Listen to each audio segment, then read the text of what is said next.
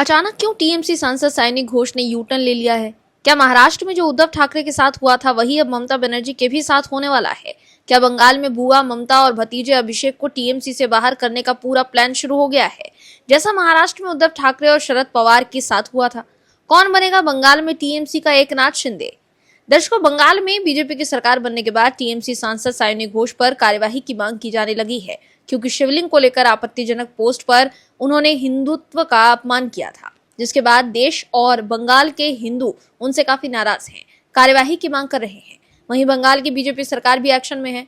ममता बनर्जी के लाडले भतीजे अभिषेक बनर्जी के खिलाफ लगातार कानूनी कार्यवाही जारी है। वहीं अब अभिषेक बनर्जी और कल्याण बनर्जी के खिलाफ जनता भी अपना गुस्सा जाहिर कर रही है। टीएमसी के नेता जहां भी जा रहे हैं, बंगाल के लोग चोर चोर का नारा लगा रहे हैं, उन पर अंडे फेंके जा रहे हैं। जिस तरह से 15 सालों तक टीएमसी ने बंगाल को लूटा है, उससे बंगाल के लोग काफी गुस्से में हैं। टीएमसी सांसद महुआ मोइत्रा को तो फ्लाइट में देखते ही लोग चोर चोर का नारा लगाने लगे थे। दूसरी तरफ ये सब देखकर टीएमसी सांसद सायनी घोष के भी तेवर नरम पड़ गए और अब उन्होंने ऐसा यू टर्न ले लिया है कि देखकर लोग चौंक गए हैं। वहीं सायनी घोष के अलावा पार्टी के दूसरे नेताओं के बदले तेवर से ममता बनर्जी भी जला गई हैं। क्या है पूरी खबर, बताते हैं आपको इस रिपोर्ट में। दर्शकों, चुनाव में करारी हार के बाद एक एक करके टीएमसी के पत्ते झड़ते जा रहे हैं। टीएमसी के 80 विधायकों में से 50 से ज्यादा विधायकों ने होटल गेटवे में बागी और पार्टी से निकाले गए नेताओं ऋतव्रत बनर्जी और संदीपान साहा से मुलाकात की। ऋतव्रत बनर्जी और संदीपान साहा दोनों वो विधायक हैं जिन पर ममता बनर्जी ने कार्यवाही की है और उन्हें बाहर का रास्ता दिखा दिया है। माना यह जा रहा है कि बंगाल में एक बड़ा तख्ता पलट होने वाला है। पहले से ही ममता बनर्जी के भतीजे अभिषेक बनर्जी के खिलाफ खुलकर बगावत हो रही है। टीएमसी के कई नेता और विधायक पार्टी की इस हालत के लिए खुले तौर पर उन्हें ही दोषी ठहरा रहे हैं। वो उन पर भ्रष्टाचार, घमंड, परिवारवाद, सीनियर नेताओं को किनारे करने और आईपैक के प्रोफेशनल्स के जरिए पार्टी को अपनी जागीर की तरह चलाने का आरोप लगा रहे हैं। रविवार को पीशी भाईपो की बुलाई गई एक बैठक में केवल 20 विधायक ही शामिल हुए।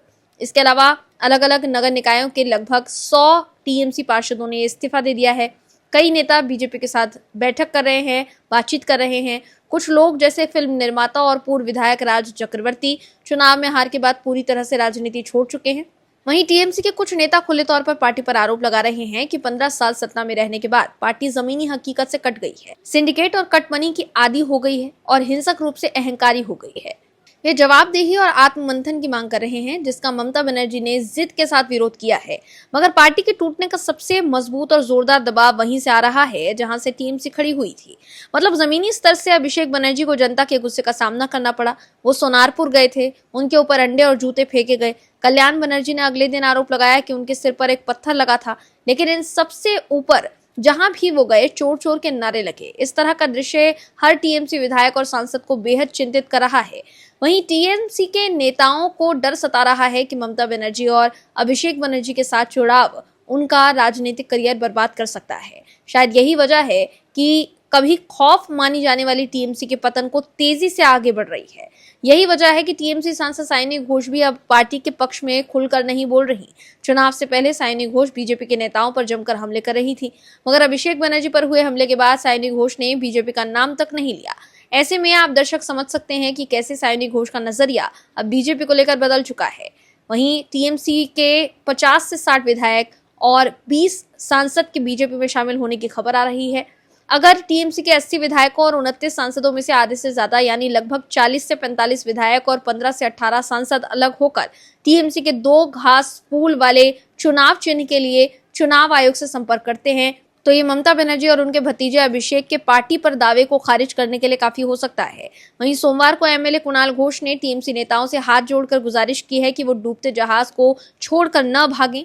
लेकिन ऐसे मुश्किल समय में उनके नेता को उन पर भी ये भरोसा नहीं है कि वो कोई लाइफ बोट छीन कर कूद न जाए। वहीं सायनी घोष की बीजेपी को लेकर चुप्पी पर अब लोग सोशल मीडिया पर सवाल खड़े कर रहे हैं। एक यूजर ने एक्स पर सायनी घोष को जवाब देते हुए लिखा है कि अभिषेक बनर्जी पर हुआ ये घटना आपके ही निर्वाचन क्षेत्र में हुआ, तब आप कहाँ थी? आपके निर्वाचन क्षेत्र में पार्टी के महासचिव पर हमला हुआ और आप एक्स के अलावा कहीं भी नजर नहीं आई। दर्शकों, चुनाव के दौरान सायनी घोष जिस तरह से बीजेपी पर हमला बोल रही थी और वो काबा और मदीना पर गाना गा रही थी, उससे वामपंथी लोग उन्हें ममता बनर्जी के उत्तराधिकारी के रूप में देख रहे थे।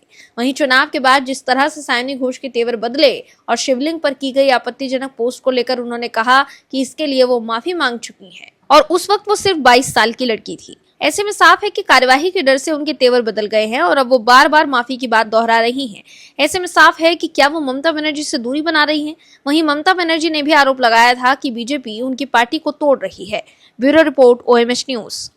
आप दर्शकों से विनम्र निवेदन